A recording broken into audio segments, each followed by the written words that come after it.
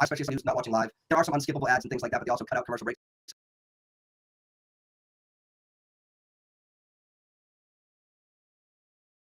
Ever Virtue, being joined by this week's elite panel of the Nodq review. Aaron Rift is here, Big G is here, Gino is here, JJ Williams is here, and this guy Experience is back. He's been on the review before. Gentlemen, what's going on? This guy, what's up? Well, glad you guys had me back. Nothing much, just ready to talk about some wrestling and ready to go.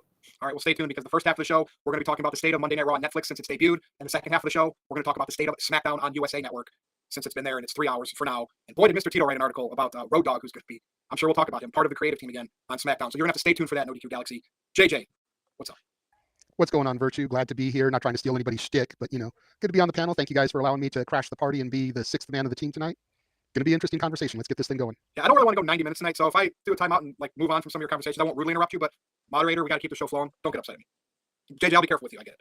I've cut you off too many times. Gino, what's going on? Not too much. Honored to be here, as always. Looking forward to these topics. I've actually kind of wanted to talk about these for a little while. We need to give them some air to breathe first, so I'm looking forward to getting into our thoughts on Raw and SmackDown and the changes after the new year.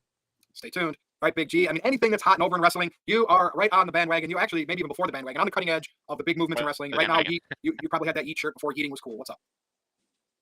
He's on a delay, people. I'm doing pretty good. I'm doing pretty good. Watched the SNL 50th anniversary this past weekend. But other than that, I mean, hasn't been too much wrestling-wise this week, but I think you came up with some good topics, Virtue. It'll be an interesting discussion for sure. All right, stay tuned. And when you hear the Big G, you don't have to comment. Aaron, over to you. What's up? I'm doing well. I wanted to bring up the point system that I started at the beginning of the year since it relates to tonight's discussion. We'll be giving our thoughts on the state of WWE Raw and the state of Friday Night SmackDown since it has moved to 3 hours now. Beginning with the new year, I developed a point system for the shows. I give my points out of 10 for Raw, SmackDown, and Dynamite. And I just wanted to throw out the average numbers from where we stand right now. We've had 7 weeks of television for each show, SmackDown, Raw, and Dynamite. So 1 out of 10 every week, every show. I give a number, I give my points. The average numbers so far after 7 weeks, this is what I have. So for WWE Raw, I have a 7.29. For SmackDown, I have a 5.57. And for Dynamite, I have a 5.71, slightly above SmackDown. When did this start? The beginning of the year. Okay. First 7 weeks of the year. Raw's still almost 7 weeks in. Yeah, Raw is the highest of the three. SmackDown and Dynamite, I feel like they've just been around average, nothing too spectacular. So anyways, Virtue, let's go ahead and get into the discussion. Okay, so we're going to talk about Monday Night Raw first. Since it's been on Netflix, The Rock has not been back on Raw. Roman Reigns has not been back on Raw, other than a poster of him being on a video game. Was CM Punk on Raw last night? No. CM Punk was not on Raw last night. John Cena, and I know he's filming a movie, all these stars that were there, gone. And Seth Rollins is carrying your Monday Night Raw to have a match with Finn Balor to qualify for the Elimination Chamber. I think we have a problem here. And I know WrestleMania is a little bit later this year, like mid-April, and so they got Elimination Chamber coming up in time. But like last year, we were already cooking with The Rock. People were mad that Rock and Roman was going to take over Cody's match. We had controversy. We knew things were going to change, but The Rock was involved. It was exciting. What the hell is going on with Monday Night Raw right now? I'm going to start with you, this guy. Since its debut on Netflix, 2.5 hours. I'm not saying Aaron's rated at 7.9. Maybe that first show got a 10. I don't know. I don't even give it that. I mean, none of the wrestling show. I'm not excited about any of them. Take all Aaron's scores and have them. That's where I'm at with all of them. This guy, state your case for Raw on Netflix since its debut. Ouch. Well, my perspective is kind of unique because this is not me kissing Aaron's butt, but back in the early 2010s, I was just coming back into wrestling, and I found Aaron's channel, Nodq, just randomly, so I started watching it, and then that got me back into wrestling, so I started watching it every week and stuff like that. And eventually, I lost cable access to cable, so I didn't watch Raw unless I was at work sometimes. So I would just keep up with Monday Night Raw through Aaron Rift's channel. And ever since it's premiered on Netflix, I've actually been able to see for myself what's going on. So I can't really, and I've seen the YouTube clips, obviously, like if it was something really good that Aaron recommended, I would watch the YouTube clips. So for me, I would say they're like based on what I was watching previously before I lost access to cable in the good old days of Raw, Monday Night Raw. I would say it's pretty good. I don't think anything that bad, especially in the 2019s. The Rickies, I would go to like a sports bar or go to a friend's house that had cable and watch some of the episodes. I would say it's pretty good. I don't think it's that bad. As I said yesterday on Aaron's review of Monday Night Raw, my daughter actually likes Penta, so him being introduced to Monday Night Raw is, I guess, a good thing, even though it did spoil her bedtime by like 15, 20 minutes. But yeah, so far I'm liking it so far. Some of the stuff I can't deal with, which is like the new ring mat. It's kind of like a NASCAR, except for it's gray and kind of depressing. And then my main gripe I will still have to this day is the music. Entrance music is trash for the most part, and the intro to the shows are trash. I mean, I like rap, but I don't like this new age rap, and it just throws everything off. The classic rock and roll to get you hyped for a wrestling event. I miss those good old days. And the same thing with the theme songs. Now, rap in for a theme song is still cool. AJ Styles' theme song is one of my favorite. But yeah, other than the songs itself, pretty good. Okay, well, thank you for that. Big G, I'm going to come over to you next. Now, wait, because you're going to be on a delay. Gunther is your world champion on Raw.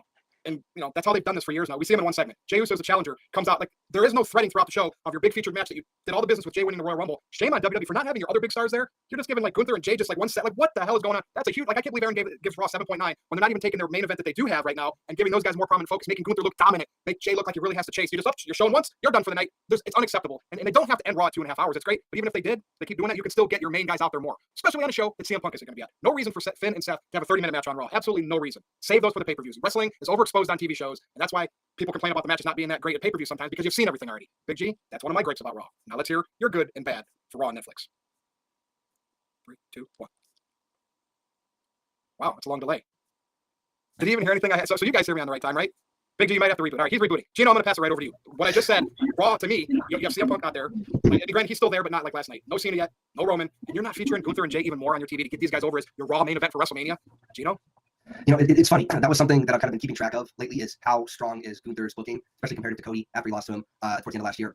I actually thought that last night, though, Gunther actually appeared to be top-level wrestler, performer, however you want to say, him walking through the crowd, insulting all the crowd members, throwing the microphone at Pat McAfee. Like, I was like, thank you. This is what we wanted to see. But you're absolutely right. It was peppered in the middle of the show, and then they showed Jay a little bit more, but that's it. That's all we got for the theoretically, the WrestleMania main event, the Royal Rumble winner, and he can't even, maybe he doesn't need to, have a main event match for Seth and, Finn. Of course, like I said, it doesn't need to go 30 minutes, especially when literally last week, they went off the air when stuff was still happening. I thought this wasn't going to be happening on Netflix. Why do I have to find, I knew Rey Mysterio was getting his butt kicked, but why do I have to, tune in next week to see what happened at the end of the show? When there's no timetable. You don't have to cut it off right there. Just let us see it. I thought that was a really interesting choice.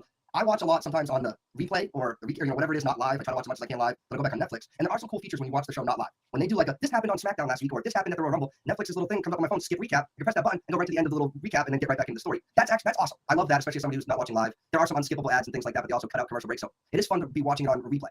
I want to say that having Pat McAfee back on Raw, I think he's just awesome. I keep trying to here for him not being a wrestling fan and just there for the paycheck. But no, every time he speaks, I'm constantly impressed by his knowledge of the industry, his knowledge of wrestling, his knowledge of the storylines, his knowledge of the moves, and he's just A+ for me. I do like the ring mat color change. I'm not noticing as much of the logos during the matches. I don't know if they bring the hard camera down a little bit or what it is, but I thought I'd have more of a problem with that. I don't. All in all, though, it still kind of feels like like what we got on USA Network, right? Yeah, it's WWE producing it, so the expectations of all this grandiose change, may have been a little overblown. But that first night on Raw, they have the seats lighting up and all that stuff because they're in the arena. That kind of sets some type of precedent that they are unable to pull off because the arenas around the country aren't set up like that. Also, it's down. It was like number 8 this week in the TV shows on Netflix. It's like 2.8 million viewers, down 300K from last week, which was the Royal Rumble Fallout. No Top stars. for example, was 7.9 million. There's no stars. There's no stars. It's going to keep going down. No stars. Exactly. How boring they're is not building up the show? They're not building up the other guys to feel more like stars. And the one guy they are doing that with, Jay, they show him once or twice and then that's it. We forget about a 3-hour show. The biggest concern I have is it feels like they're still writing 2 hours worth of content and they're like, how can we extend, what parts of the segment can we extend and make longer for no reason? That I would say was my biggest part of both shows, honestly. But as far as Raw goes specifically, some of the changes I like, some of the changes I don't like. Really hoping that around this time of year it's supposed to pick up. So we'll see if the storylines start to hit full gear. But I mean, like you said, it's kind of really hard to care about most of the stuff going on because it's just either cookie cutter or biding their time until they get to the big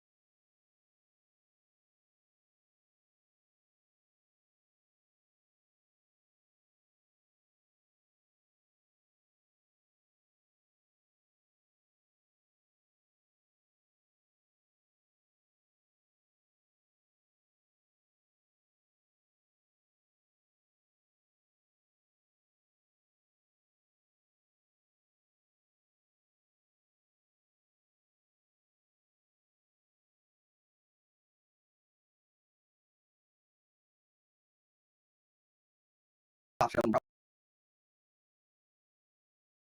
probably in Europe when they do the European tour before WrestleMania. All right, thank you. Okay. Start to get full gear, but I mean, like you said, it's kind of really hard to care about most of the stuff going on because it's just either cookie cutter or biding their time until they get to the big payoff shows and probably in Europe when they do the European tour before WrestleMania. All right, thank you, Gino. JJ, so I get it. They have time to fill before Elimination Chamber, and then the Raw is after that will lead up to WrestleMania. So I get like you're not on every show, you're not gonna have all of them. Okay, but Cena's out filming a movie, Rock's doing movies, Reigns is injured, Punk had the night off for whatever reason. You're not gonna, you're just gonna feature Seth Rollins qualifying for the Elimination Chamber in a match against Finn Balor, which we've seen before. Like, and you're not gonna like make something interesting with Gunther and Jay to extend it. And there is no such thing as doing it too early. WrestleMania is the biggest show of the year. Right? Make this a big deal. Throw something in there like for us to talk about that we wouldn't expect to make it. Well, I was questioning Jay winning the Royal Rumble, but now with this angle they're doing with Gunther, oh my God, it's great. I want to see it week to week. Remember the Bloodline? Week to week, we wanted to see what was going to happen next. Yep. Just find something like that. Like something. You have somebody there, apparently, that knew to do that with the Bloodline. Can't you do that with another storyline and wrestlers? Why does it have to be always because it was Roman Reigns involved? So JJ, I'm trying to think of something fun about Raw that I like. Like when CM Punk's there cutting promo, but I couldn't even say that last night. Go ahead. Yeah, I mean, I'd be sitting here lying if I said that WWE right now doesn't have a problem with the hype machine. And some of that, I put that on 3 people right now: The Rock, Triple H, and John Cena. Triple H is the guy that's guiding the creative. He should be looking for ways to help push the guys when the stars aren't there. You guys made great points about Jey Uso. He's supposed to be the next big guy. He's supposed to be the next superstar, yeet a mania and everything. And you had Gunther come through the stands, basically kill his entire shtick last night. The Rock, I think, gave us a whole false expectation. We all expected something to happen this year because of last year and the little Easter eggs that were threaded throughout the year, the bad blood thing at the very end. And then The Rock decided not going to do it and messed everything up for everybody. But the one I have the biggest problem with, and I know one of his biggest supporters is in the chat room, so he's going to be pissed at me for this, but I got the biggest issue right now with John Cena. I don't care that he's in Budapest filming a movie. I could give 2 Fs about that. Social media is such a prevalent thing. When we rewind the clock back 14 years and we look at the once in a twice in a lifetime with The Rock and John Cena, The Rock did so much stuff via satellite to help propel the storyline and the angle. John Cena sat there at the press conference, said, I'm going to give these guys a month to talk trash about me. Nobody, I don't even think I've heard Michael Cole say John Cena's name in the month, the couple weeks since the Rumble. What are we doing here? Why is Cena not filming videos, posting to his social medias to hype this? And he expects us to care about the farewell tour that he's doing. Oh, John Cena, Cody Rhodes, that's got to be the main event of WrestleMania. That's best for business. I don't care. I don't care. Because he's not making me care. I get that you can't be there. But last year, The Rock was submitting videos via social media to help move the storylines. You telling me that John Cena doesn't have 5 minutes, whether it's lunchtime, whether it's in his makeup chair, whether it's in between takes, that he can't whip out his phone, put it on selfie mode, cut a promo, and send it to Triple H? They could even have better equipment than that. I'm just saying, it's bare minimal. It would look gritty. The Cena we saw at that scrum seemed heelish. So a gritty promo coming from him would fit right now. I told y'all you had a month to talk trash about me. Y'all ain't said nothing about me. Do you forget who I am? I'm the 16-time world champion. Punk I'm coming for y'all. Punk kind of did a little bit in one of his promos. Barely. Yeah. The fact that you referenced it as kinda did says everything that you need to say about it. And where's Paul Heyman? Like, he's a guy could be there on both shows every week, even though Roman's still tied to SmackDown technically, right? Mm-hmm. Technically. But you can still have Paul stirring up stuff every now and again, too. Gone. I mean, what was the last time we saw him? Video game cover release? Or Yeah, 27th of January. Rumble? And that's a guy would be there. I mean, what's he on the part-time contract now where he only shows up with Roman? And then we go through this chamber match in a couple of weeks, and Cena loses, hypothetically. Then what? Logan Paul. Yeah, Logan Paul, what show was he technically on? SmackDown? Raw. Or Raw. Was he on last night? No. No. Not Right even, now, he's got podcasts. He didn't even film anything like you suggested. This is nuts. Like right now, I would rather see Logan Paul go to WrestleMania because at least he's been on my television more frequently. Yeah. I know it would get some serious heat. Not much more. Maybe by 1 or 2 shows, but it's still more than Cena's been on my TV. Okay, well, is that your thoughts on the state of Raw right now? Okay. I'm going to pass it over to Aaron and Psycho Jack as their team. And take it away. Big G did contact us privately. I guess he was having internet problems. So he was happy to be here. I don't know if he'll be back or not. If he does return, we'll get him on and let him share his thoughts. But Big G, thank you for stopping by. If we don't see you again, we appreciate you. We love you, Big G. So let's talk about Monday Night Raw. When Raw started on Netflix, I thought the first couple of shows were really strong. I gave those high ratings, and then the last couple of weeks, those numbers have been down. I think there's a couple of problems. The first problem is that 1 year ago, we had The Rock, Cody Rhodes, Roman Reigns. They were all in the thick of it, and the television shows were very exciting to watch because of that. Right now, as we've talked about, we have a lack of star power on Monday Night Raw with John Cena not being around. CM Punk wasn't on this week. No Logan Paul. No Roman Reigns. I think the deal here is that we got WrestleMania a little bit later than usual. It's April 19th and April 20th. That's about, 8 weeks from now? That's a lot of time. And Elimination Chamber, that's when things will really start to pick up, when we get the world title matches established and they start the main storylines for WrestleMania. Basically, right now, we're just in a holding pattern, I think. They did the Elimination Chamber qualifying matches, and that's the storyline. We're just having matches leading up to a pay-per-view. It's exciting if you like the matches, but if you want some drama and some soap opera stuff, that's not really delivering on that front. And with WrestleMania, I think we all like the big, heavy angles that they do. Not just The Rock attacking Cody Rhodes in the parking lot from last year, but you think back years ago when Randy Orton was feuding with Triple H and Triple H broke into his home, and then Randy Orton ended up taking out Stephanie McMahon, to set up WrestleMania. Like, those are the cool WrestleMania storylines that we like to watch in the weeks leading up to it. And yeah, so far we haven't gotten it. When are we going to get it? I think we are going to get it, but probably not until after Elimination Chamber. So right now it's just kind of, okay, we got a couple weeks before Elimination Chamber. We just have to throw out some matches, let these guys wrestle. We'll have Jey Uso do a pull-apart brawl with Gunther, and that's it. There's not too much to get all excited about, but I do think it will pick up once we get into the last month or so before WrestleMania, and hopefully Cena will do more. Aaron, I almost forgot. Well, they're putting the effort in with this feud with Kevin Owens and Sami Zayn. This is kind of a Raw angle, right? Not SmackDown. I'm not getting confused here. Yeah. Right. And it's going to be in Toronto. They're from Canada. Well, okay. But like, seriously, that's really the only compelling thing to a degree. But we've all seen that coming from a mile away. So I'm sure there'll be people out there. Well, but Owens and Zayn are really putting on a feud, like you talk about. Yeah, but even them, it's kind of one and done. Like, they don't even thread like Zayn hunting down Owens in the parking lot. I know, and it's because I'm an Attitude Era fan. How Russo wrote things and how WWE did kind of that, continue that kind of stuff through the Ruthless Aggression era. Why do you not have to do? Why is it just, we got to get everybody in their 10 to 15 minute segments and one and done, on to the next? It's unacceptable to me, especially when you have big stars out. You wait for them to come in. Dude, they better, once Elimination Chamber's over with and these shows leading into WrestleMania, they better hit it hot and heavy. Like, I'm not expecting all the stars on every show, but they better make up for this dull period, because to me it's just unacceptable what we had last year. And let's pace yourself. Let's give a little bit. Okay, I get it. Yeah. But you still can make people you do have on the show feel even more important. Like, put a little more effort into Owens and Zayn. Make it even more meaningful. Gunther and Jey, right? And I know that Gunther and Jey is technically not till WrestleMania. Well, if you had him win the Royal Rumble, put the time and effort into it. This guy, quickly, please. Yeah. So in addition to those two things I said earlier, the other issue I have is Netflix. Steve brought this up, buffering. I think it's like every other week have really bad buffering issues. So that's another thing. And then this is a whole company-wide thing. The mid-card division is just really like pointless because they don't book it properly. We don't care about any of them. Yeah, exactly. We got to care. Like, they're trying to a point with Owens and Zayn, right? But seriously, like, you can do so much more. All right, back to you, Aaron, and your partner in crime. Anything Gino wanted to add to that? Gino? Yeah, just a point to both shows. I keep going back to the idea that Triple H said, I think it was last year. We have the destination in mind, and we'll just figure out the road as we go along. It feels exactly like that. I'm not a writer, but it feels like they're just. Dude, I want The Rock there to F things up for him, so they have to try something. Look at it this way. WrestleMania is like the Rocky Mountains, and right now we're smack dab in the middle of Kansas. You just got to look out. As you get closer, you'll start to see those mountain peaks in the distance, and we'll hit it. I know people are like, well, what if they don't hit it? They will. Dude, this is going to turn into Dumb and Dumber, where they get the bike and they start going back the other way. Good point. Yeah. Hopefully that doesn't happen. All right, let's get to the super chats from Psycho Jet Black. All right, so Psycho Jet Black says, do you think WWE is afraid of overexposing Jey Uso? I think so. Like, that could be the case for anybody, but I think, you don't want people to turn on him before WrestleMania, so you got to be careful what you do with him. Maybe that's why they're not putting him in multiple segments. I don't know. JJ, what are your thoughts? I don't think so, because if they were so afraid of overexposing him, they wouldn't let him redo his music and have a 15-minute opening every time. Yeah. But if they do that every single week now between now and WrestleMania, that might get a little old. It's like you either do that or you feature him 3 times on the show.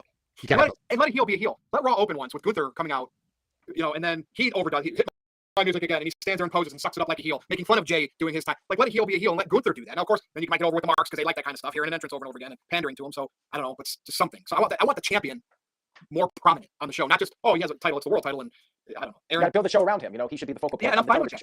Yeah, Gunther. Like, I want to see more Gunther. That's really what this is turning into, right? From now until the bigger stars are back, make Gunther a bigger star so he can eventually one day be that type of guy, like a Roman Reigns that you want to see. Yeah, at least Cody seems to be on multiple segments every week. Sucking it up, always there every week. But then again, he's the real world champion. Gunther's, basically the secondary world champion, and then Jey Uso picks the secondary champion. We talked about that last week. So. All right, Aaron, hit up the super chat soon, and then we can move to SmackDown here soon. All right, Psycho Jet Black sent in $2. Says Triple H will always have his favorites, like, and I know this is not a typo because they're not near each other on the keypad. Finn Balor. I get it. Finn Balor always taking the pins.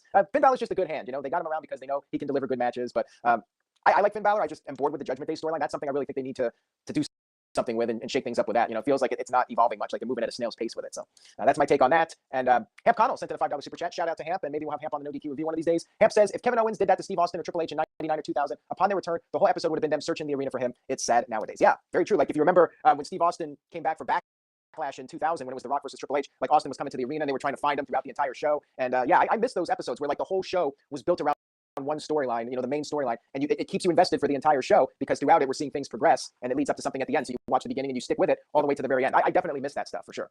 Anybody else have an opinion on that? Agree, disagree? I think we're all pretty much in agreement on that one. Take your main story, and you take your main story, like Vince Russo said, beginning, middle, and end. Whether that right now is Sami and Owens or Gunther and Jey, and you don't have to like eat up a lot of TV time. You can keep the middle segment short, but just keep that hook going. Just makes people like see whatever happens at the beginning, and then something, looking for him backstage. It's just missing. Like, they are missing that. They just want to do matches. It's all about long match time. And look at what's happening to the ratings and the rankings on Netflix. No stars, longer matches. Woo! Yeah, I mean, they'll get it back up, I'm thinking. But it's hard to tell what those numbers are really like because we don't actually get the access to them. We just go by those rankings. We get a kind of a general idea of what they're doing, but it's not like the old days. I mean, it ultimately doesn't matter. I think WWE is happy with the numbers. I think Netflix is happy. But anyways, they obviously want those numbers to go up, so we'll see what they can do for WrestleMania and if they can get some buzz going. But anyways, Psycho Jet Black sent in a $5 super chat. Thank you for that, Psycho. And here we go. Would you care about John Cena if he was on a 72-inch AI UHD television? Also, how do you re-debut Rusev and Aleister Black, main roster or NXT? Why would they go to NXT? They were on the main roster for years. That would be a terrible idea to put them in NXT. JJ? as someone who watches NXT, I would put Rusev down there because their men's division is struggling for stars and names right now. They're not supposed to have Aleister Black I would put on the main roster. When I say stars, I mean just their men's roster, the heavyweight title picture in general, is lacking in comparison to the women. The women is so stacked right now.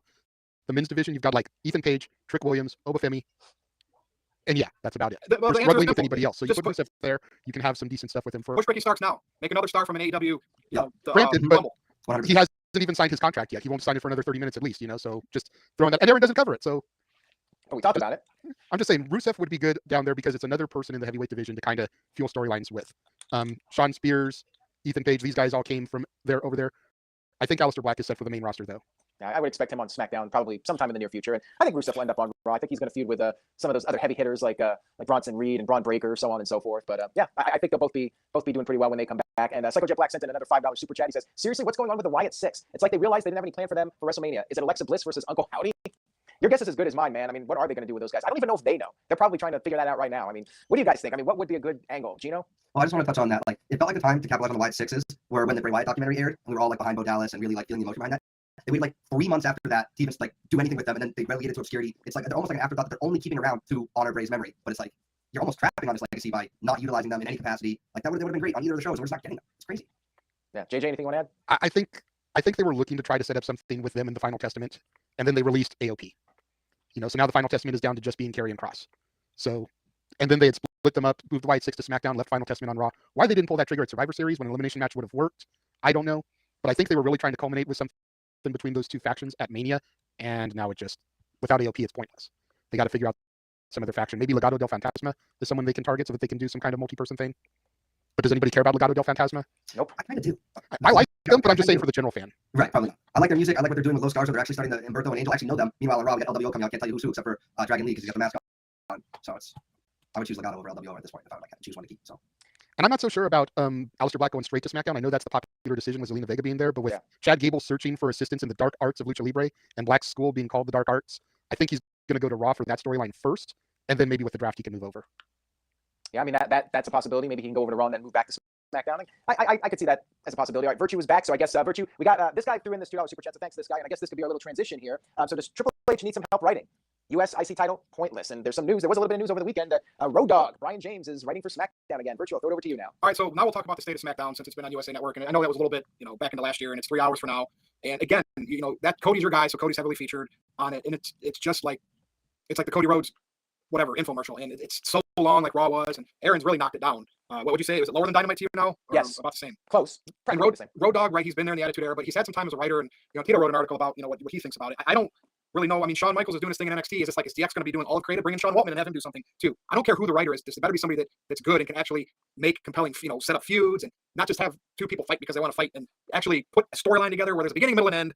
You don't have to do that with everything, but at least your main stories. And like right now, I'm just interested in Cody. We don't even know his opponent yet, and it's rumored to be John Cena. That's where they really need to make things interesting. And with Punk being on Raw, I'm kind of worried that they could just have Cena win it, and Cena's going to be on SmackDown, which is weird because you think Cena would be on Netflix with it. Are they going to have Cody show up on Raw? So here's why some people think Cena might actually lose. Mm-hmm. He's being advertised for 3 episodes of Monday Night Raw in March as part of that European tour. So why would he keep appearing on SmackDown if he's feuding with Cody for the world title or facing Cody at WrestleMania? But here's the thing. Then if Cody's on SmackDown, does he just start showing up on Raw because the general managers agreed to it? Punk is also on Raw, right? So who are you gonna? Is it going to be Roman? But he's not in the match, so they got to fix some things here. So anyway, state of SmackDown. JJ, I'll start with you on this one. SmackDown. I think Matthew's got a solid point here in the chat. Matthew's pointing out that SmackDown is struggling now that it's 3 hours. And the sad thing when it comes to WWE in general, and this goes for both Raw and SmackDown, they shouldn't be struggling when it comes to 3 hours. They've got way too much talent that they could be featuring for them to be struggling for segments and matches. Not every match needs to be a 25-minute match. Not every match needs to be a 3-minute squash. You can have freaking diversity here within the matches on the show. We've got an Intercontinental and a United States Championship division for both the men and the women that is seriously struggling to find contenders. Why?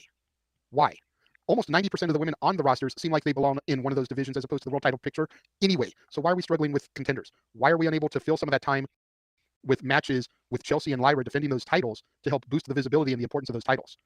SmackDown has always been a 2-hour brand, and it seems more and more each week that it's proving that it should be a 2-hour brand. The tag division is god-awful. The mid-card division is god-awful. And without Roman Reigns or some other star to keep Cody interesting, Cody has had a lackluster reign. I like Cody. I'm glad Cody finished his story, but here we are almost a year later, and I'm still wishing we had Roman versus The Rock instead of the Cody Crybabies getting their way.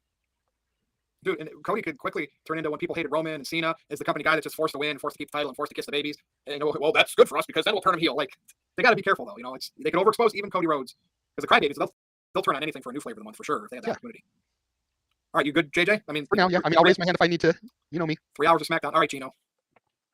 All right. So the most Wait, the one thing I love. what are you, Jacob Fatu? That's what I was going to say. Oh, He is must-see television. I thought you were doing that to me. Okay. Well, okay. Well, props for do. But Jacob Fatu is easily the most interesting thing on SmackDown, and it just kind of speaks to the Roman Reigns influence, right? I'm still invested in the bloodline what they got with Solo. Jacob Fatu's getting cheered and chanted. Like, people want to see more Jacob Fatu, and I just think that what they're doing with him and by extension Tama Tonga with his little psychotic little I think that's entertaining. That makes me laugh. That makes me happy to be watching wrestling. Aaron said it really well in his review. I mean, they had 2 commercial breaks in the Tiffany and Nia match, and they ended with a Nodq. Like, they're stretching their what they've got written to just fill more time slots instead of writing compelling stuff to go along with that. The tag division, they're throwing a bunch of people out there. I don't really care about any of them, to be honest. Not even the champions. The women's division, I still think, is pretty elevated, at least on SmackDown and on NXT. But it is so clearly missing Roman Reigns. The WWE as a whole. I think that SmackDown would be elevated if Roman Reigns was appearing on Raw. I still think SmackDown would get better viewership. We're missing him, and he put in all that work for 4 years, and we don't know how long we can get him. He's got remission for leukemia, and if that ever comes back, we're not going to get Roman. So I want him as much as possible while he's healthy. So maybe that's selfish of me, but the crowd's continuing to chant OTC, even though they know they're not getting him. They're buying tickets. I mean, if you go to pull up the USA Network on YouTube TV, Roman Reigns is the big face on the one feed for SmackDown. Like, on the video. I hope they spam him after Elimination Chamber. Like, I mean, like I said, I told everybody earlier, if they go hot and heavy with their stars post March 1st, okay, I'll forget this stretch fairly quickly. But man, I mean, we still got a couple of weeks, and right. Who knows what the limited dates are too.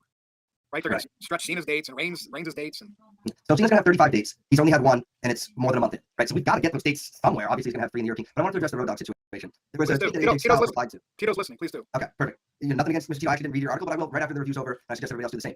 But as far as Road Dogg goes, there was a tweet that AJ Styles replied to that was basically saying, "Oh, we're cooked because Road Dogg is going to be running SmackDown Creative." And AJ Styles replied essentially, when Road Dogg was working for Creative, he essentially said Vince McMahon butchered his everything he wrote to where it was unrecognizable. And if I'm not mistaken, isn't that why he stepped down from Creative in the first place? So I'd love to see Road Dogg have a chance to do what he wants creatively without having it butchered. If you would ask me 10 years ago, do you think Shawn Michaels would be a good creative guy? I don't think the guy has much going on in between his ears. And now look at NXT. It's like, let's give the guy a chance before we shred all over him for his past in a different environment. And the one thing Triple H is doing great is creating and fostering an environment that people actually want to work for and work in.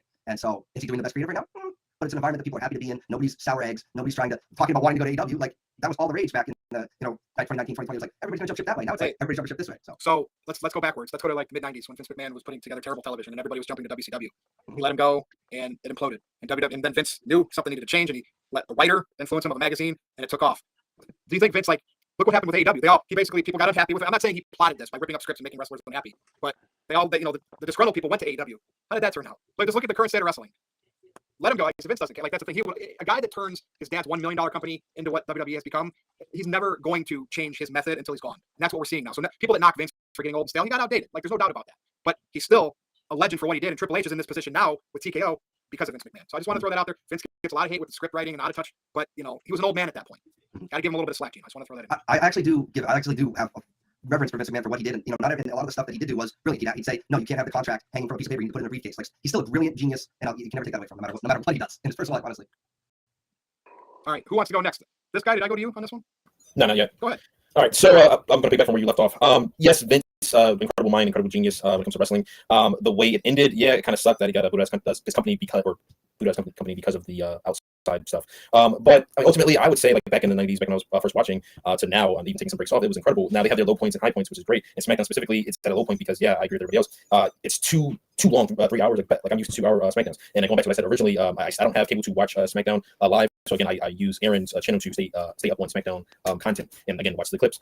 So unfortunately, because it's 3 hours, and then they say it's only temporary. Like, how long is the 3 hours supposed to be going for? June. I don't know what they're gonna do. The only other issue I have besides, like, again, witnessing it vicariously through Aaron and YouTube clips is the fact that the mid-card titles. I said this previously on the Raw section of it. The mid-card titles, which usually, again, the cream rises to the top, right? So we have so many previous mid-carders in the past that became big stars, The Rock, Stone Cold, Triple H. I can just name all of them. You don't have a good mid-card game right now on either brand, especially SmackDown. And it's just really annoying that they keep introducing more and more titles, and these titles become paperweights basically by week 4 that they've existed. And again, I'm going to keep saying this. I said this to you, Aaron, months ago when they first was introducing the U.S. title, the women's U.S. title, and then switch that the women's IC championship, and then the U.S. IC, the U.S. You know what I'm saying? Sorry. And Titles that until nobody cares about. yeah, I can't even say them because it's They all irrelevant. blend together. Unfortunately, literally because they basically are copy and paste versions of each other. The SmackDown titles, or tag titles, just as good as the Raw titles, but ultimately, yeah, your mid card game is just really poor. And I mean, if SmackDown, the only thing I could say is when the SmackDown at the WrestleMania happens, if they want to bring up some talent to SmackDown to fill that void that they just opened up last week, I'm all for it as long as you book them correctly. Just give.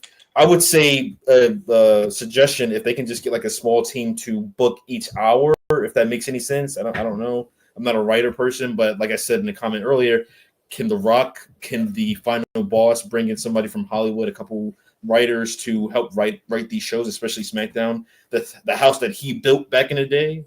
That's all I'm saying. All right. Well, and sorry for my camera cutting in and out.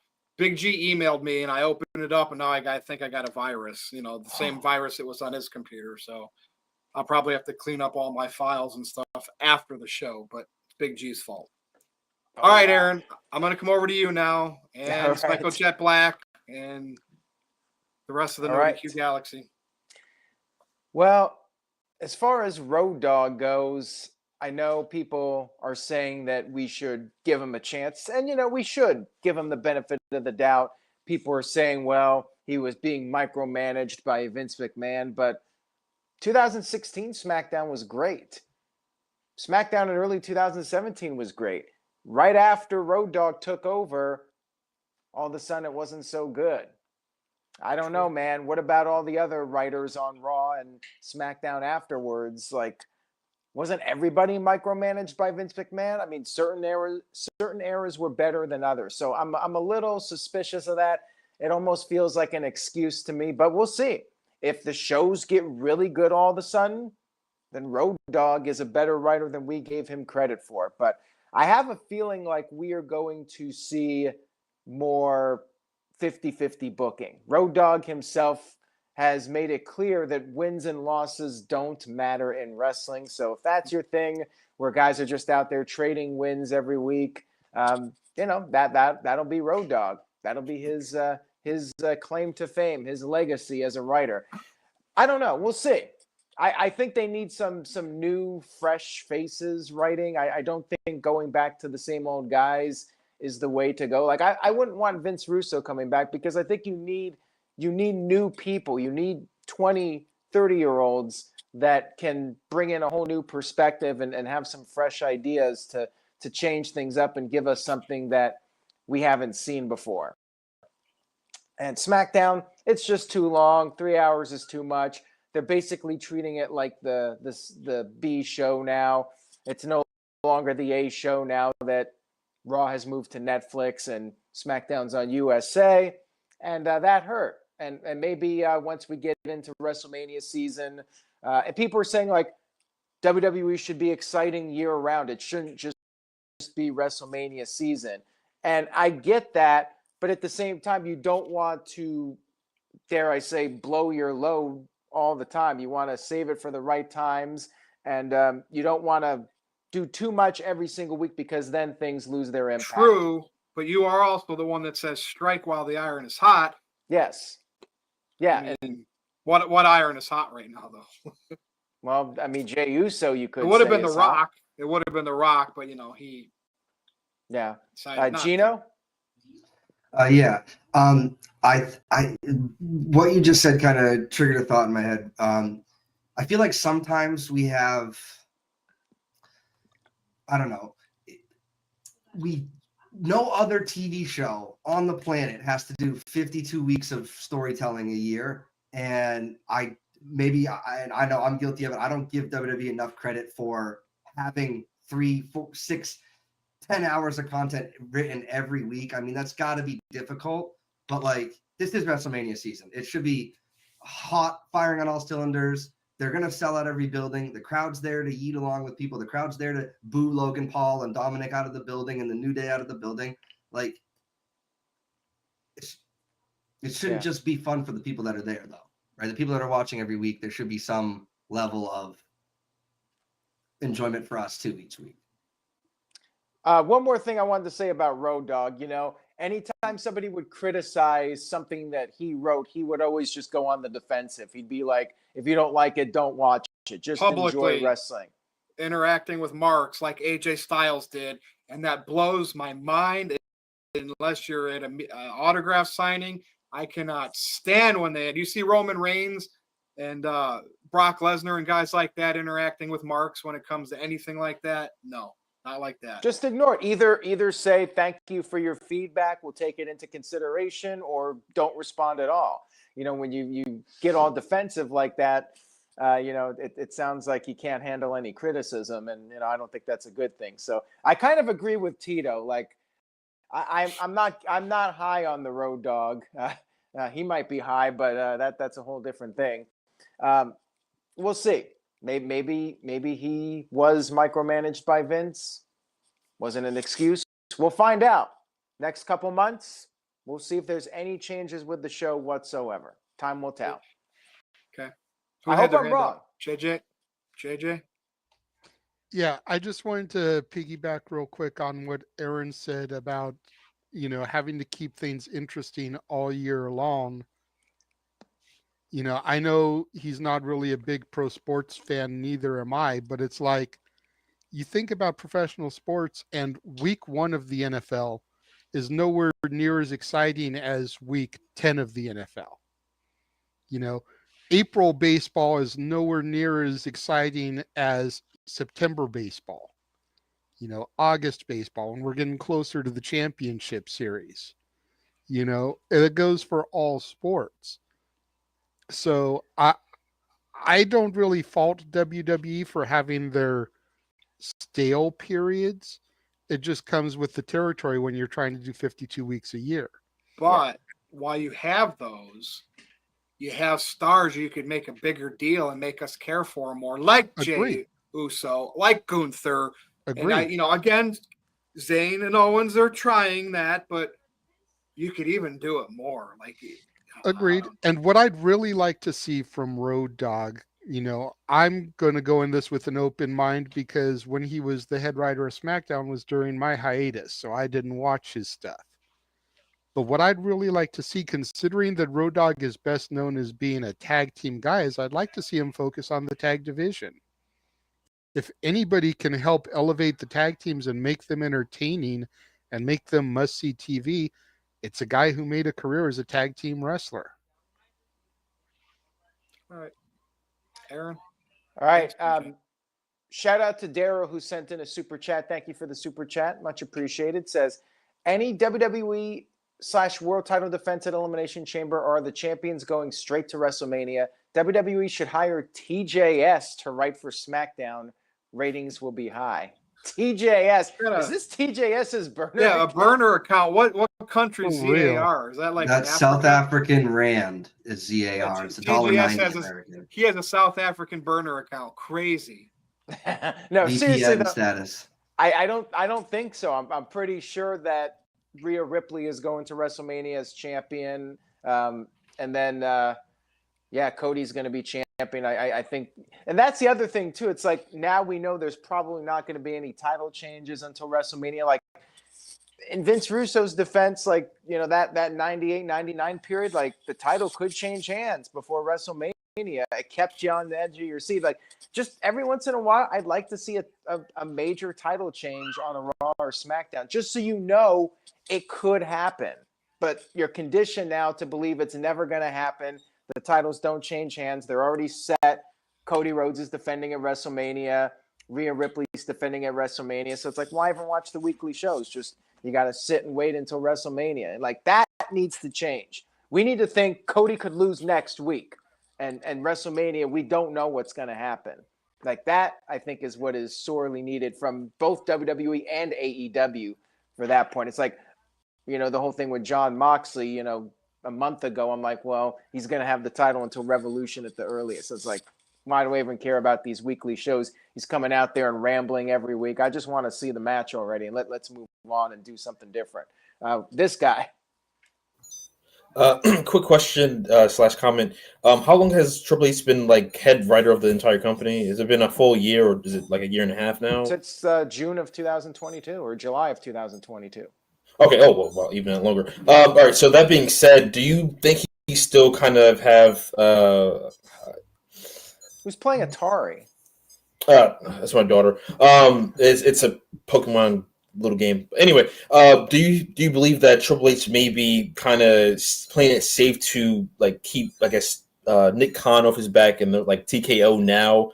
You know, like back then, it would be like Vince and not Tony Khan, but the other Khan. But do you believe that he's trying to toe the lines is to like keep his position, or like, because if you kind of deviate too far and try to make things unpredictable, like, hey, how can we like go based on the fans, go with money and everything like that? That's the only thing I would just. I think Triple H just goes by what their numbers are, and they put 70,000 people in the Lucas Oil Stadium for the Royal Rumble, and WrestleMania. They got almost 50,000 tickets for each night, and you know, Mr. Tito's saying that's lackluster, but with the ticket prices, like, they're breaking records. And I think as long as those numbers are good and the fans are vocal and the majority of their casual fan base is happy, I think they're going to stick to what they're doing and not change it up. You know, maybe that's a negative about AEW struggling. When AEW is not doing good, WWE can coast a little bit. You know, their backs aren't against the wall as much like it was a few years ago. Someone said that earlier in the comment section. Yeah, I think AEW doing bad is bad for wrestling as a whole, because now WWE, you know, they don't have to worry about losing their guys. Now all the guys like Ricky Starks want to come to WWE now, so it's like they don't have to worry about their guys jumping ship and going to AEW. Like, you know, everybody wants to work in WWE right now. JJ? I was just thinking of something randomly while we were having this discourse. Do you think fans would have bitched about the 3-hour SmackDown if it had been 3 hours during the height of the Bloodline angle? Because Maybe. that's when SmackDown was at its hottest. That would have just been more time to feature Roman Reigns Keep in and mind, the rest of the Bloodline. the Bloodline was, for a couple of those years, was the highlight of the show by a large margin, and you add a third hour. Then, you know, we were talking about overexposure earlier. Like, there is a point where you can overexpose them and have them around too much. 2 hours is just like the sweet spot, as far as I'm concerned. You know, you don't risk over exposing people, and the matches don't go too long. Like, you have to move at a faster pace, and it just makes the shows more interesting to watch. See, the long title reign by Roman Reigns was captivating. Who was finally going to beat him? Bloodline was growing. They threw the Sami Zayn stuff in there. Cody's title reign is now approaching 1 year, and it's like, hopefully Cena wins his 17th again. Like, you know what I mean? There's just no, I mean, unless CM Punk is the guy getting his spot at WrestleMania, I just don't know. Just that interest of Cody being the guy at WrestleMania is without the crutch of Roman, Rock, or Punk. It's just, I don't like the way this is heading. I just don't like the way this is heading. What I was saying offline too, before we started, Roman Reigns is going to be feuding potentially against Seth Rollins because he got curb stomped on the stairs. Like, why? What? Like, that's just nuts to me. Like, in Punk, you know, what's his favor?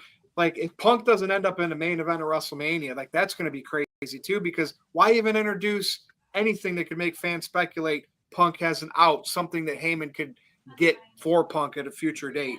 So these show, and I'm not seeing any of these people I'm talking about other than Cody on Raw or SmackDown lately. Crazy. Aaron, back to you in the Super Chats. All right, we got one more here from Hamp. Shout out to Hamp, who sent in $2. Hamp says, prediction, Triple H and Stephanie are gone by 2026. Well, Stephanie's not there. She's not working for the company right now. So he's half right. Yeah, there you go. Triple H, I don't see going anywhere. I think he'll be there as long as he wants to be. You know, I mean, he could be fired, but I think it's highly unlikely in all likelihood that he goes anywhere. Well, I mean, if he's the one that put Road Dogg in that position and SmackDown tanks, that's not good on him. Yeah, I don't think Triple H is going anywhere. And You shout didn't out think to Vince McMahon was going anywhere either. All it takes is something that you will never think. I mean, I Yeah. felt like certain Vince was not going anywhere. Triple H, I feel like 75% chance he's not going anywhere.